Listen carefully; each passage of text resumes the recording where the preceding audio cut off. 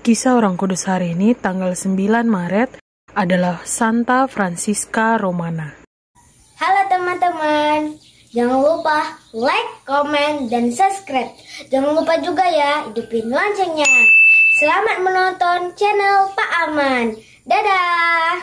Francisca lahir di Roma pada tahun 1384. Orang tuanya, Paulus dan Jacobella Busso, mendidiknya dengan sangat baik dalam iman Kristiani dan perhatian kepada orang-orang yang berada di lingkungan sekitar.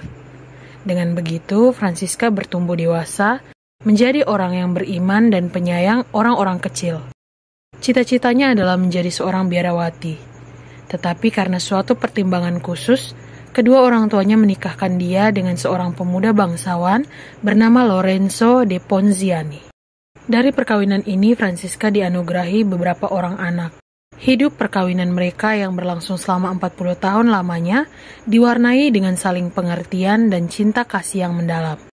Prinsip hidup yang dipegangnya dengan teguh dalam menjalankan tugas sebagai seorang istri dan ibu rumah tangga ialah, seorang istri dan ibu rumah tangga haruslah meninggalkan Allah di gereja dan mencarinya di dalam urusan-urusan rumah tangga dan dalam pengalaman hidup sehari-hari.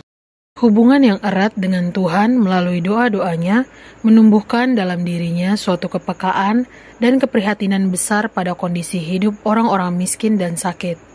Karena itu, sambil menjalankan tugas sebagai seorang istri dan ibu rumah tangga, ia bersama adik iparnya, Vanosa, senantiasa menyempatkan diri membantu dan mengunjungi orang-orang yang malang itu.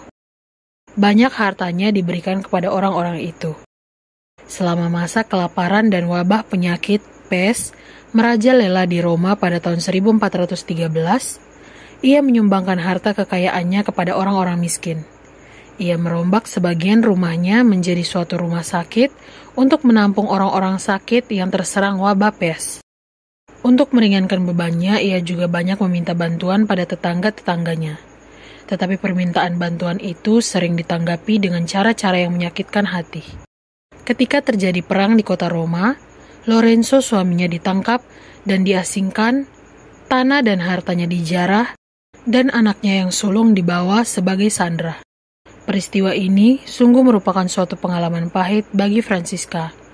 Ia menanggapi semuanya ini dengan tabah dan pasrah pada Tuhan sambil tetap tinggal di rumahnya yang telah porak-poranda itu.